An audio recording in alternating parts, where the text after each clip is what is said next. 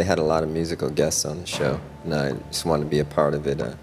I'm a big... Prince was once one of the greatest forces in music. He was an unstoppable blend of genius, mystery, and style. But what if we told you that behind the glam and the stage lights, he had some artists he couldn't stand? These weren't just random artists, but big names he felt crossed a line. What really happened between him and a certain pop queen? Why did he walk off stage mid-performance? And did he really curse another music legend with a voodoo amulet? The stories are strange and equally disturbing, and the last name on this list will shock you completely. The enigma of Prince. From the moment he stepped onto the world stage, Prince Rogers Nelson was impossible to define.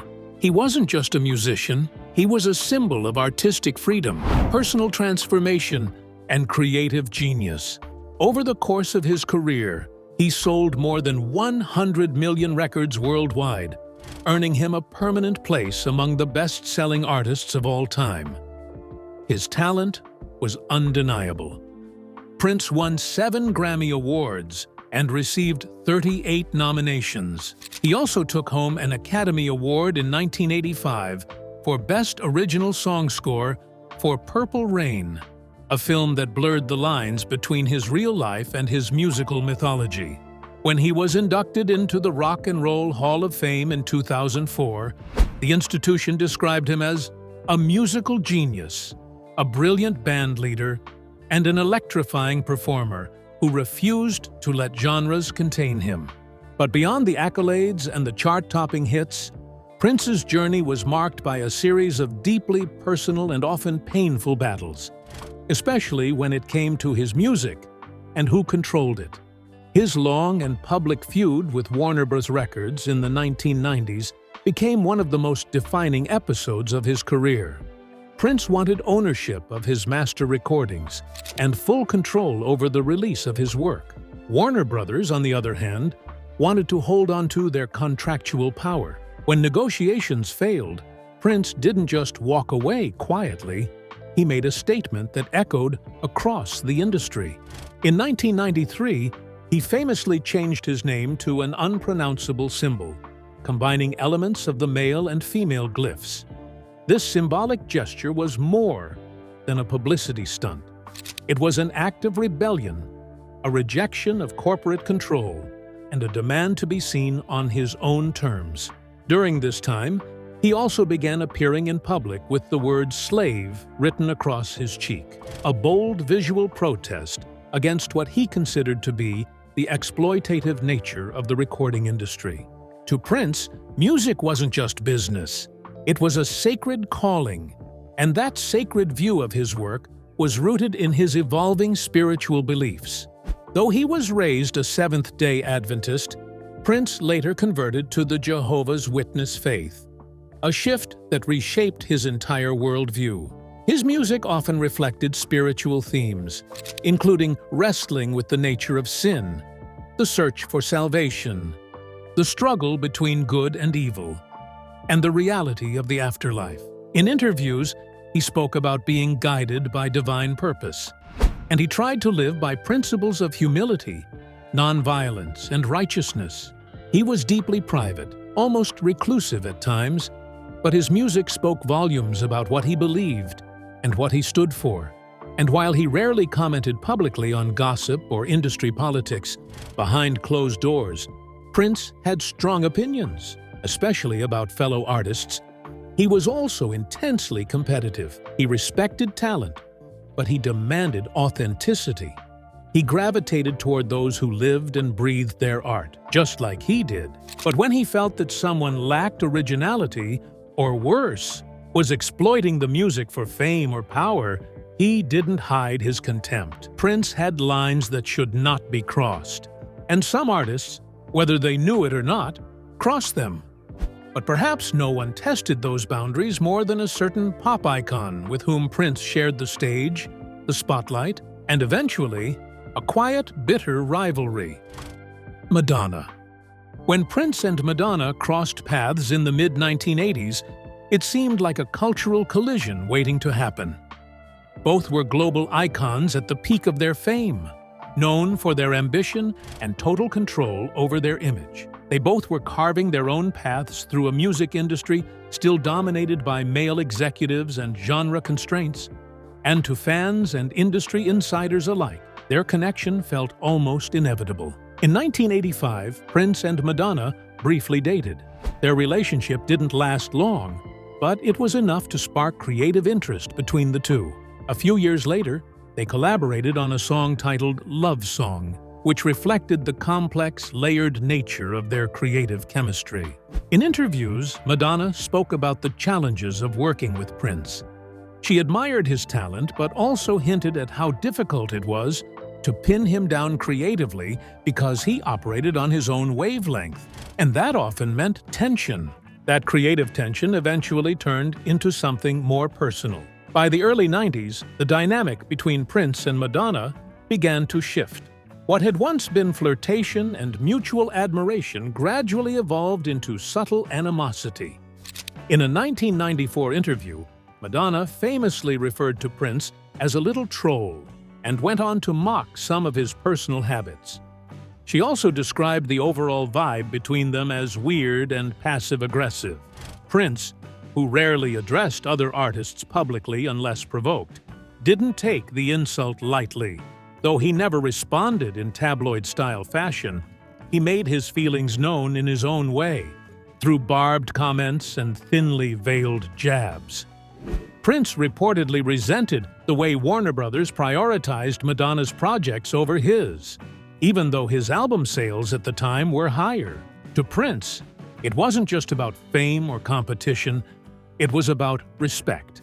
He believed his music had more depth, more complexity, and more soul. And so, watching Madonna receive corporate backing while he fought tooth and nail for creative freedom only added fuel to the fire. The feud played out publicly in spurts. In one interview, Prince casually quipped, "I got more hits than Madonna's got kids," a comment that was sharp, calculated, and unmistakably aimed at his former collaborator. Years later, in another interview, Prince appeared to revive the rivalry when he suggested that Madonna was still a sore spot in his memory. Though he didn't name her directly, the undertone was clear. Still, there were moments that hinted at a possible reconciliation. In 2011, Madonna attended one of Prince's concerts in New York City. When he noticed her in the audience, he gave her a brief, respectful shout-out from the stage. It wasn't much, but it was enough to make headlines. For a moment, it seemed like the tension between them had finally cooled. But those who followed their history closely sensed that whatever peace existed was thin and fragile. They had too much in common, and perhaps that was the problem. But as it turns out, Madonna wasn't the only larger-than-life personality to cross Prince's line. Another artist from the same era pushed things even further, both on stage and off. And with him, the fallout wasn't just personal, it was explosive. Rick James. Long before Prince became a household name, he was just a young performer, trying to make his mark on stage while living in the shadow of more established acts. One of those acts was Rick James, the self-proclaimed king of punk funk, who had already exploded onto the scene with his flamboyant stage presence, leather-clad style, and a string of funk hits. The two men met in 1980 when Prince landed the opening spot on James's Fire It Up tour. What began as a promising opportunity for exposure quickly turned into one of the most bitter and well-documented rivalries in funk history. At first glance, it may have seemed like a perfect pairing. Both artists blurred the lines between rock, funk, and soul. But behind the scenes, there was tension from day one. According to James, Prince's presence on the tour was less about camaraderie and more about competition. Prince, quiet and mysterious, reportedly kept to himself, refusing to socialize with James or his crew. That aloofness was interpreted as arrogance. Rick James, known for his ego and high-energy persona, didn't appreciate what he saw as disrespect, especially not from someone still paying their dues. James later accused Prince of copying his entire style, claiming that Prince was trying to model his performances after James's flamboyant stage routines. He took particular issue with Prince's decision to build an all-female backing band, which James believed was a direct copy of his idea. In his 2007 memoir, Memoirs of a Super Freak, James didn't hold back and he called Prince out directly. But the rivalry wasn't just about performance. It became personal. One story that James repeated several times over the years involved his mother.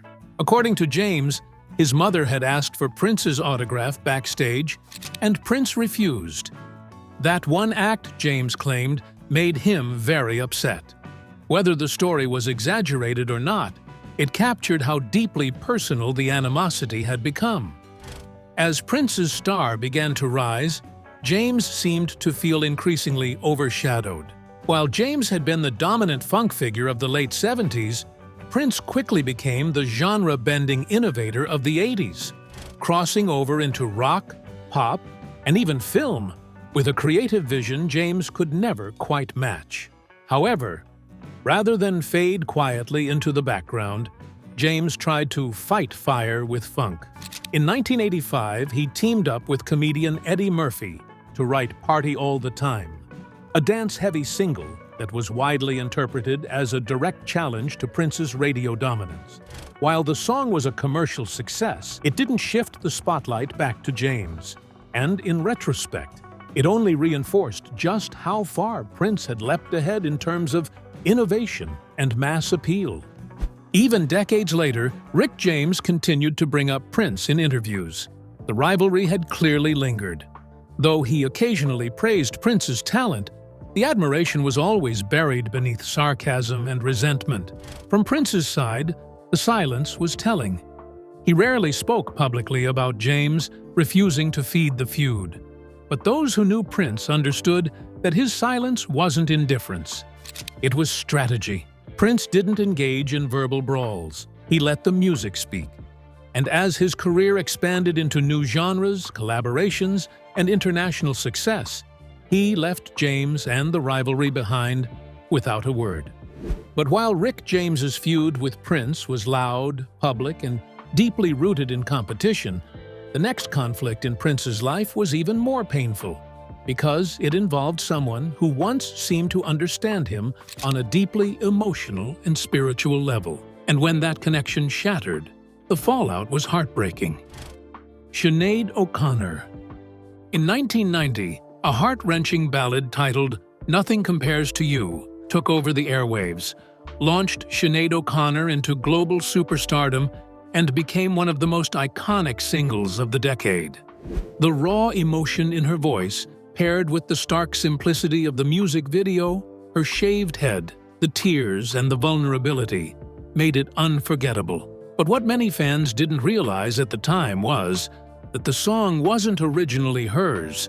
It was written by Prince. Prince had first recorded "Nothing Compares to You" for a side project called The Family in 1985, but the track barely made a ripple. It wasn't until O'Connor reimagined it 5 years later that it exploded worldwide. Prince didn't sing a note on her version, but his fingerprints were all over it. On paper, it should have been the beginning of a powerful creative alliance between two emotionally charged artists. Instead, it became the backdrop to one of the most disturbing and personal conflicts of Prince's life. O'Connor later revealed that shortly after her version of the song became a hit, Prince invited her to his home in Los Angeles. At first, she assumed it was a gesture of respect, perhaps a meeting between two artists bound by a shared song. But, according to O'Connor, what happened inside his house was anything but respectful. In multiple interviews, O'Connor alleged that Prince's behavior that night was aggressive, erratic, and threatening. She claimed he became enraged when she cursed during their conversation, something she said he considered disrespectful. She also alleged that he tried to force her to eat soup that she didn't want. And when she refused, he grew violent.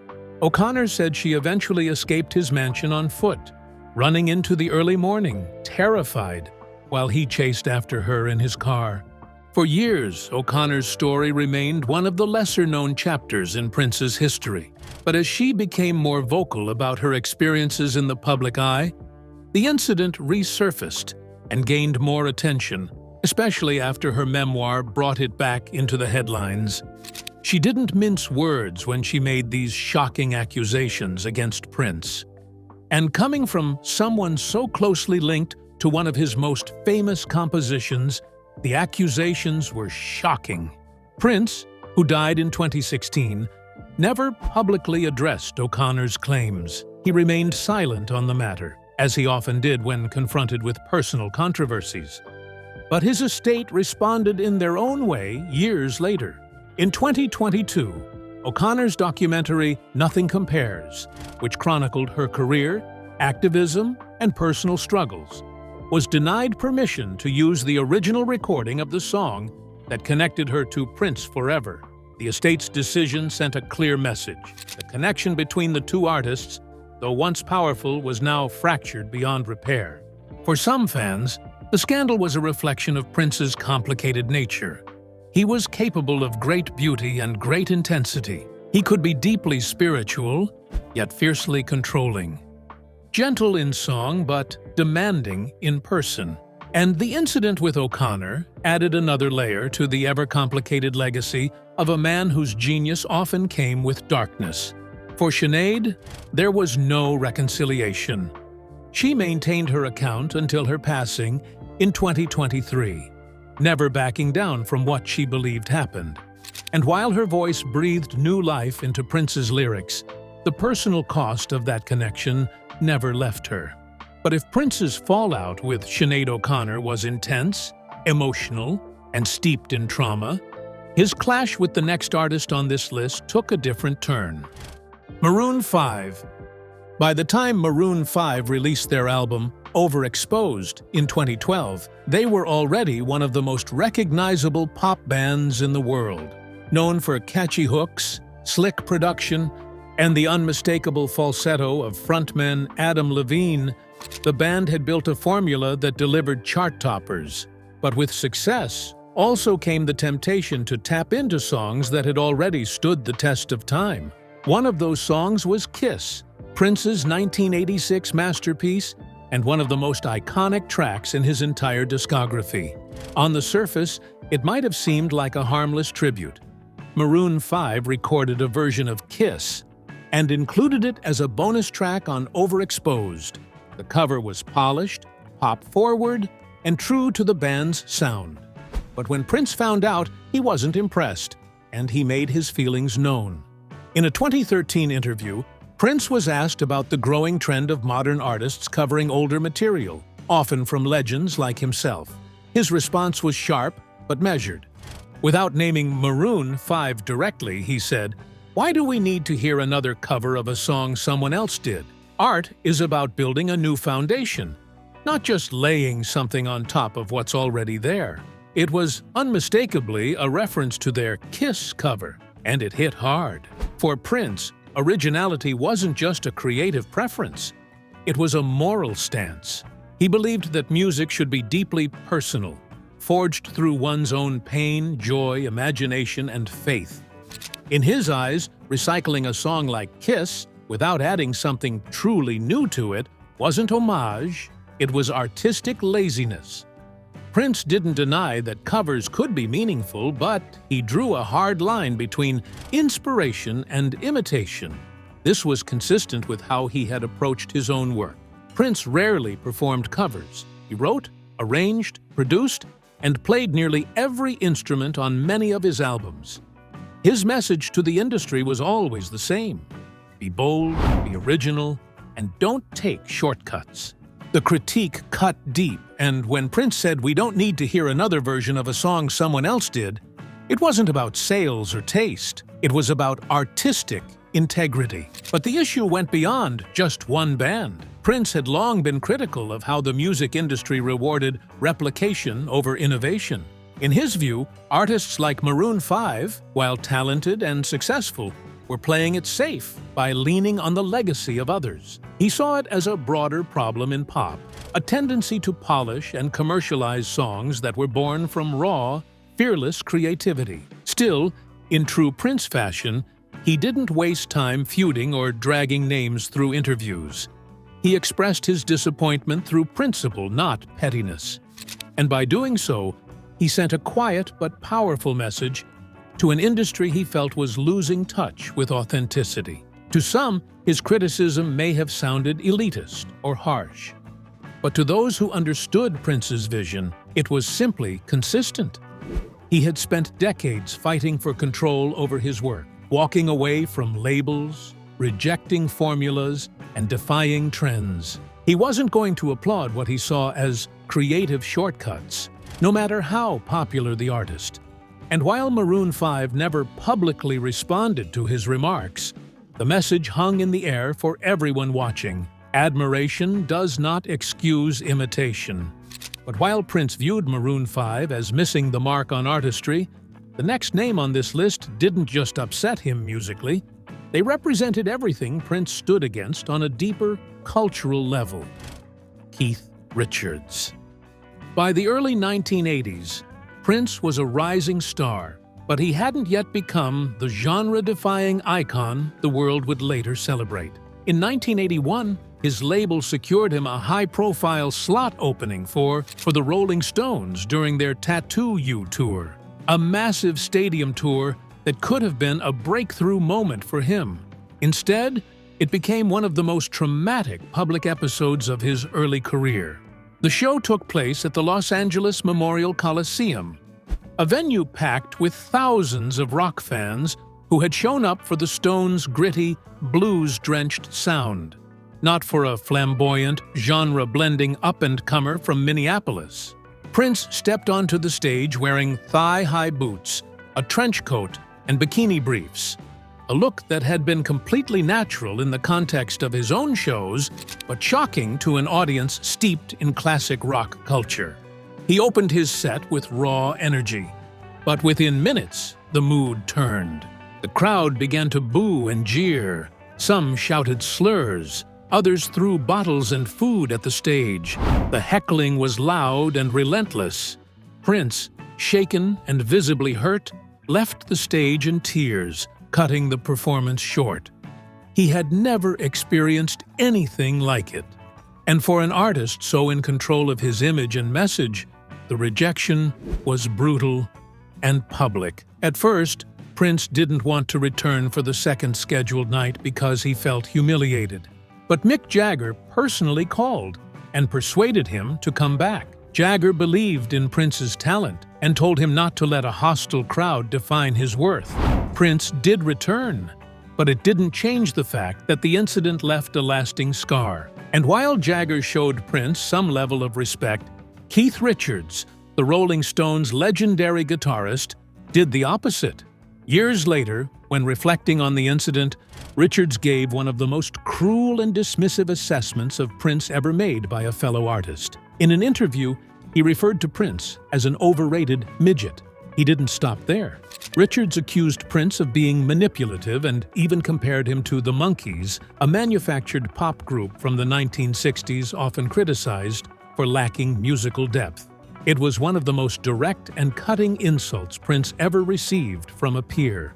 And coming from someone with the stature of Keith Richards, it stung. To be dismissed so harshly by a rock icon, especially after enduring the trauma of that night, only added to the pain. Richards wasn't just critiquing Prince's stage presence or genre, he was undermining Prince's entire artistic legitimacy. But in classic Prince fashion, he never responded publicly. He didn't address the comments in interviews. He didn't fire back with lyrics or public statements. But he didn't forget either. Those close to him knew that Prince carried slights quietly but deeply. His silence was not surrender. It was strategic. Prince understood that Richards represented a different era and a different worldview. The Stones had come up in the 60s, built around blues, rock, and rebellion. Prince, on the other hand, embodied something newer, fusing funk, soul, rock, and pop into a sound and image that defied every box the industry wanted to put him in. For Richards to dismiss that wasn't just personal. It was symbolic of the generational and cultural friction Prince constantly had to push through. And push through he did. Within a few years of that disaster at the Coliseum, Prince released Purple Rain, an album that would reshape the sound of the decade and solidify his place as one of the most innovative artists in history. Still, the contrast between Prince and Richards speaks volumes. One clung to old-school rock tradition. The other bent sound, gender, and genre to his will. But if Keith Richards dismissed Prince from a distance, the next name on this list hit even closer to home. Because this time, the rivalry wasn't built on one disastrous show or a single insult. It was a battle of legacies between two kings, one stage, and years of silent competition. Michael Jackson. In the 1980s, no two names dominated the pop landscape quite like Prince and Michael Jackson. They were both black, both brilliant, both boundary-breaking, and both were redefining what superstardom could look like in America and around the world. But while fans loved to lump them together as musical gods at the top of the same mountain, Prince and Michael couldn't have been more different. And their unspoken war for the crown of pop wasn't just about numbers. It was about vision, power, control, and identity. Michael Jackson had the commercial edge. His 1982 album Thriller wasn't just a hit, it was a global phenomenon.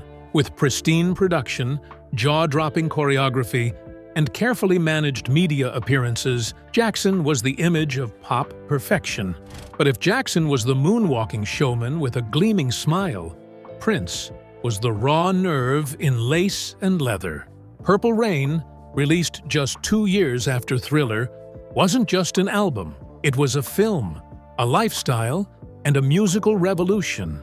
Behind the scenes, the rivalry was tense from the beginning. Jackson reportedly disliked being constantly compared to Prince, especially as some critics began to praise Prince as the better instrumentalist, songwriter, and live performer. Prince, for his part, didn't want to be associated with Jackson at all. He famously turned down 2 major opportunities to collaborate. First, he refused to appear on We Are the World, the 1985 charity anthem co-written by Jackson and Lionel Richie, citing creative disagreements and concerns about the song's sincerity. Later, he declined a duet offer on Jackson's hit Bad. That rejection became one of the most iconic moments in pop history. The original plan was for Bad to open with both Prince and Michael, trading verses, 2 giants in one track. But Prince walked away from it, allegedly telling producers he was not comfortable with some of the lyrics. The duet never happened, and the message was clear that Prince had no intention of playing second to Michael. Then came the James Brown incident in 1983, a moment that has become both myth and meme. At a concert in Los Angeles, Brown brought Michael Jackson on stage for a surprise appearance. Jackson dazzled with a brief dance performance, then leaned into Brown's ear and encouraged him to bring Prince up. But what happened next was nothing short of legendary and chaotic. Prince took the stage reluctantly. He fiddled with a guitar amp, awkwardly climbed atop a speaker, and began playing disjointed licks. Then, as if the night wasn't strange enough, he tried to lean on a lamppost, not knowing it was real and not a stage prop, and he toppled into the audience. It was a disaster, and Jackson was reportedly heard mocking the moment much later, saying, "He was a joke. People were running and screaming. I was so embarrassed." It was all on video. That one chaotic performance would haunt Prince for years, reinforcing the idea that these 2 stars operated on different frequencies entirely. But the feud got so bizarre that Quincy Jones, the legendary producer who worked closely with Jackson, once claimed that Prince sent Michael a voodoo amulet in a box. along with a note that said he had placed a curse on him. Jones described the gesture as unsettling and symbolic of Prince's flair for dramatic, mystical messages. Another rumor claimed that Prince also tried to run over Jackson with his limo after a tense meeting. But whether true or exaggerated, the stories reflect the level of emotional and psychological intensity their rivalry reached. Their paths rarely crossed in peace, but they reshaped pop forever. And in the silence that followed both their deaths, fans were left to imagine what might have been if two of the greatest artists of the 20th century had ever found common ground. Which of the names on this list do you find the most shocking? Let us know what you think in the comments below. And if you love juicy deep dives into celebrity lives, don't forget to like, subscribe, and hit that bell icon so you never miss a new video.